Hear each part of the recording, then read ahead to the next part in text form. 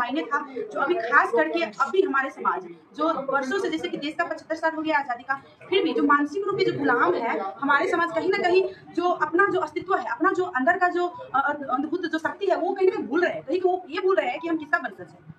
हम लोग को दलित बना के, छो बना के, हम लोग को कुछ ही समय के लिए दूरी कर दिया कि अरे 1-1.5 मीटर का डिस्टेंस होना चाहिए, दूर रहो। तो बहुत लोगों को दर्द हो रहा था कि हमको दूरी करवा रहा है। आप सोचिए, हमारे समाज को तो वर्षों से दूर रहने के लिए बोला गया है। इंडा, इनार, पोखर, झाखर, जहीं भी बोलते हैं पानी पीने के लिए दूर रहो। तो कहीं ना कहीं हम लोग को अछूत बनाता है। जब वोट की बात आता है, जो 4 महीने 5 महीने के बाद चुनाव आ रहे हैं, लेकिन बिहार का चुनाव को उतना आइडिया नहीं है, मेरे पास नेपाल से हूँ, तो शायद 6 महीने के बाद चुनाव आ रहे हैं। तो वोट लेते वक्त किसी को ये समझ में नहीं आएगा कि ये दुसाध का वोट है या फिर ये कौन सी जात का वोट है, ठीक ना। लेकिन हाँ, जब उसको जरूरत पड़े तब हमारे समाज की वोट लेके वो फॉरवर्ड कास्ट जीत जाते हैं। लेकिन करता क्या है हमारे समाज के लिए? कुछ भी नहीं करेगा, कभी भी कुछ नहीं। इसीलिए हमारे समाज को चेतावनी देना जरूरी था कि खबरदार, इस बार अपने वोट को, इस बार अपने अधिकार को, इस बार अपने पहचान को गलत लोगों के लिए मत प्रयोग।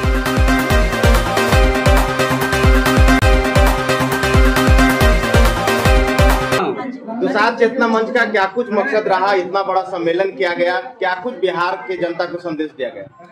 सबसे पहले तो जितने भी मीडिया कर्मी साथी लोग हैं, सभी को मैं पूजा पासवान नेपाल के सभी को बहुत बहुत धन्यवाद करना चाहती हूँ कि आप लोग मुझे 2 शब्द बोलने का इसमें मौका दिया गया है। थैंक यू सो मच, आप लोग आए, बहुत बहुत स्वागत है। और आज खास करके जो दुसाध यहाँ चेतना सम्मेलन जो किया गया था अंतर्राष्ट्रीय दुसाध महासंघ की तरफ, तो बहुत ही बड़ा ये हमारे समाज के लिए बहुत सारे हम लोग कार्यक्रम किए हैं, जैसे कि दुसाध महापंचायत, दुसाध सम्मेलन। लेकिन ये खास करके इस नाम से ही आपको पता चल गया होगा, दुसाध चेतना सम्मेलन। तो दुसाध चेतना सम्मेलन, तो दुसाध चेतना सम्मेलन कराना जो जरूरी हो गया था हमारे समाज के लिए, कहीं ना कहीं अभी के खास करके समय में बहुत ज़्यादा जरूरी था। जितने भी हमारे समाज के लोग हैं यहाँ पे, बहुत सारे लोग आए हुए थे। आप लोग भी देखे हुए कि हमारे समाज के जो मंत्री, सांसद, विधायक, एक वर्ग, बुजुर्ग, बुद्धिजीवी, माता बहनों, एक लोग आए हुए थे हमारे समाज के। और कहीं ना कहीं हमारे समाज जो है, जो इस समाज का जो चेतना सम्मेलन कराने का सही मकसद था, मायने था, जो अभी खास करके अभी हमारे समाज जो वर्षों से, जैसे कि देश का 75 साल हो गया आजादी का, फिर भी जो मानसिक रूप से जो गुलाम है हमारे समाज, कहीं ना कहीं जो अपना जो अस्तित्व है, अपना जो अंदर का जो अद्भुत जो शक्ति है, वो कहीं ना कहीं भूल रहे हैं। कहीं वो ये भूल रहे हैं कि हम किसका वंशज है। हम लोग को दलित बना के, छो बना के हम लोग को साइड कर दिया गया। बताइए, जब कोविड-19 हुआ था तो कुछ ही समय के लिए दूरी कर दिया कि अरे 1-1.5 मीटर का डिस्टेंस होना चाहिए, दूर रहो। तो बहुत लोगों को दर्द हो रहा था कि हमको दूरी करवा रहा है। आप सोचिए, हमारे समाज को तो वर्षों से दूर रहने के लिए बोला गया है। इंडा, इनार, पोखर, झाखर, जहीं भी बोलते हैं पानी पीने के लिए दूर रहो। तो कहीं ना कहीं हम लोग को अछूत बनाता है। जब वोट की बात आता है, जो 4 महीने 5 महीने के बाद चुनाव आ रहे हैं, लेकिन मुझे बिहार का चुनाव को उतना आइडिया नहीं है, मेरे पास नेपाल से हूँ, तो शायद 6 महीने के बाद चुनाव आ रहे हैं। तो वोट लेते वक्त किसी को ये समझ में नहीं आएगा कि ये दुसाध का वोट है या फिर ये कौन सी जात का वोट है, ठीक ना। लेकिन हाँ, जब उसको जरूरत पड़े तब हमारे समाज की वोट लेके वो फॉरवर्ड कास्ट जीत जाते हैं। लेकिन करता क्या है हमारे समाज के लिए? कुछ भी नहीं करेगा, कभी भी कुछ नहीं। इसीलिए हमारे समाज को चेतावनी देना जरूरी था कि खबरदार, इस बार अपने वोट को, इस बार अपने अधिकार को, इस बार अपने पहचान को गलत लोगों के लिए मत प्रयोग करने देना। यूज मत होना, या तो यूज करो या तो यूज हो जाओ, एक कहावत है। तो यूज नहीं होना है, ना यूज करना है हमारे समाज को। इसीलिए हम अपने बुद्धि से, अपने विवेक से, अपने समाज के लिए जो घास वास कपास, शिक्षा, स्वास्थ्य, मनोरंजन, जीवन में जो इतना कुछ आवश्यक होता है हमारे समाज को, ये एक मानव अधिकार है। और मानव जाति को जो अधिकार है, अपने अधिकार सुनिश्चित करने के लिए, दुसाध जाति को अपना अधिकार सुनिश्चित करने के लिए सचेत होना जरूरी है, शिक्षित होना जरूरी है, संगठित होना जरूरी है। उसके बाद संघर्ष करेंगे तो रंग अच्छा आएगा, क्योंकि हम पहले ही समझ जाएंगे कि हाथी का दांत होता है खाने वाला और दिखाने वाला। तो नेता लोग जो होता है 4-5 साल के लिए जो उनको पद मिलता है, या जो भी महीने के लिए मिलता है, वो खास करके बिहार में तो ये नहीं बोलना चाहिए, बिहार में दारू बंद किया गया है। लेकिन कहीं ना कहीं ये दारू का जो स्मगलिंग है, कहीं ना कहीं अभी आप जाइए ना, आपको चुटकी भर में लाएंगे, बड़े बड़े नेता इसको सप्लाई करते हैं। तो कहीं ना कहीं ये बहुत बड़ा ये जस्ट एक एजेंडा है, नारा है जो दिखाया जाता है, लेकिन रियलिटी कुछ और है, अंदर का बात कुछ और है। इसीलिए बोलती मैं, हाथी का 2 दांत है, खाने वाला दिखाने वाला।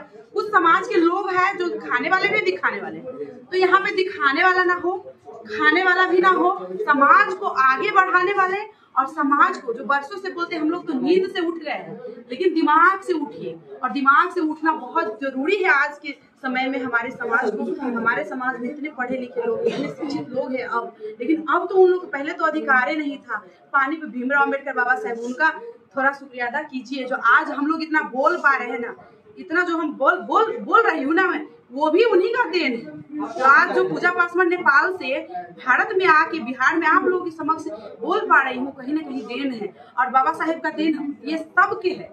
ये जो ऋणी है हम लोग, उसका ऋण तो कभी नहीं उतार पाएंगे, लेकिन हाँ, उनका जो बनाया हुआ संविधान है उनको हम लोग संरक्षण करने के लिए, बचाने के लिए अपना जो अंदर का जो हैवानियत है, अंदर का जो एक लोभ है, लालची जो मन है, उसको मारना पड़ेगा। पहले बोलते थे कि इंसान मर जाते हैं तो आत्मा भटकते हैं, लेकिन अभी आत्मा मर गया है, इंसान भटक रहा है। तो आत्मा जमीर को मत मारिए, अपने देश के लिए, अपने समाज के लिए, अपने परिवार के लिए स्वच्छ छवि रखिए और आगे बढ़िए। किसी का गुलामी मत करिए, चाकरी मत करिए, नौकरी करिए, मेहनत करिए। देखिए जो प्रेस जो होता है, पत्रकार जो होता है, देश का चौथा अंग होता है।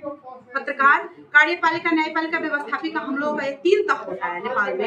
ये 3 तह को निगरानी करने वाले, 3 तह को उजागर करने वाले प्रेस बहुत बड़ा काम करते हैं, उनका बहुत बड़ा योगदान होता है। तो स्वच्छ छवि मीडिया का जो काम होता है, मीडिया होता है एक समाज का आईना दिखाने वाला काम करता है। सही गलत को उजागर करते हैं, गलत को गलत बोलते हैं, सही को सही बोलते हैं, और अच्छे लोगों को आप प्रमोट कीजिए।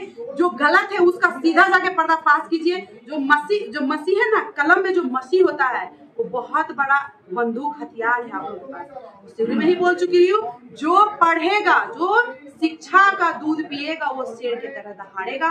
और आप लोग के बहुत बहुत धन्यवाद है जो आप लोग अपने समाज के लिए, अपने देश के लिए, जो एक प्रेस के रूप में आप लोग काम कर रहे हैं, बहुत ही सराहनीय काम है। और मैं खास करके भारत सरकार से ये कहना चाहूंगी कि पत्रकार भी सुरक्षित नहीं है। तो हमारे देश में तो युवाएं सुरक्षित नहीं है, बेटियां सुरक्षित नहीं है, पत्रकार भी सुरक्षित नहीं है। जो पत्रकार देश दुनिया को सही गलत दिशा को वो पूर्ण रूपी, वो वीडियोलाइज द्वारा हो, या फिर ऑडियो के माध्यम में हो, या फिर आरजे के रूप में हो, या फिर वो एक रिपोर्टर के रूप में हो, या एंकर के रूप में वो दिखाते हैं, वो भी सुरक्षित नहीं है। उनका भी सुरक्षा का थोड़ा ख्याल है। पूजा जी, आज समाज से ही आते हैं, लेकिन वो अपने समाज को काफी आगे लाने की कोशिश कर रहे हैं, उनके बारे में क्या सोचते हैं? देखिए, पहले भी बोल चुकी हूँ मैं, चिराग जी को पर्सनली व्यक्तित्व में नहीं जानती हूँ, मैं नहीं जानती हूँ। तो जिसको भी, जितना भी, जो भी अपने समाज के जिस जगह से है, चिराग जी को भी मैं एक ही बात कहना चाहूंगी, आप हमारे समाज की बेटा है पहले, फिर बाद में नेता। पहले आप बेटा है, फिर नेता है। यही समाज से उठ के आप गए हैं, तो आप चिराग पासवान जो झंडा लगाते हैं सारे लोग, जो आप एक समाज के आइडल बन पाए हैं बिहार के, कहीं ना कहीं पासवान का ही आइडल नहीं है चिराग, वो पूरे बिहार का आइडल है। बहुत लोग उसको प्यार देते हैं, मानते हैं। तो मैं चाहती हूँ कि चिराग जी, आप अपने समाज के लिए कम से कम एक नजर देखिए और पूरे समाज को लेके चलिए, क्योंकि व्यक्तित्व आगे बढ़ने से नहीं होता है। वैसे चिराग 1000 होना चाहिए, बिहार को आवश्यकता है।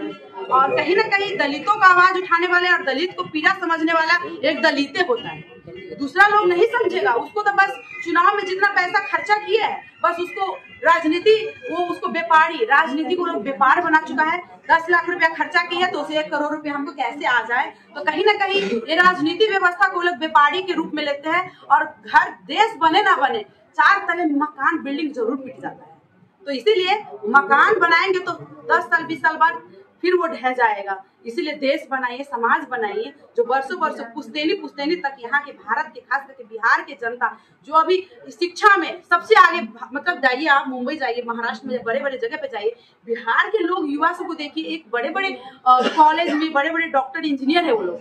लेकिन जब शिक्षा का बात किया जाए, रोजगारी का बात किया जाए, तो कहीं ना कहीं अभी भी युवा, कितने % युवा है जो अभी रोजगार में, कितने भी है तो लोग पावर में है। तो कहीं ना कहीं उनका जो दस्तखत है उसको बस इस्तेमाल करने के लिए, महिला को जो 33% जो भी दिया गया है वो बस एक नाम के लिए है, वो अलग, उसको बस नाम के लिए थोपा गया है। रियल में उसको पावर में आने दीजिए। 33% महिला इतना दहाड़ेगी कि भारत के कोना कोना में बिहार की बेटियां छा जाएगी।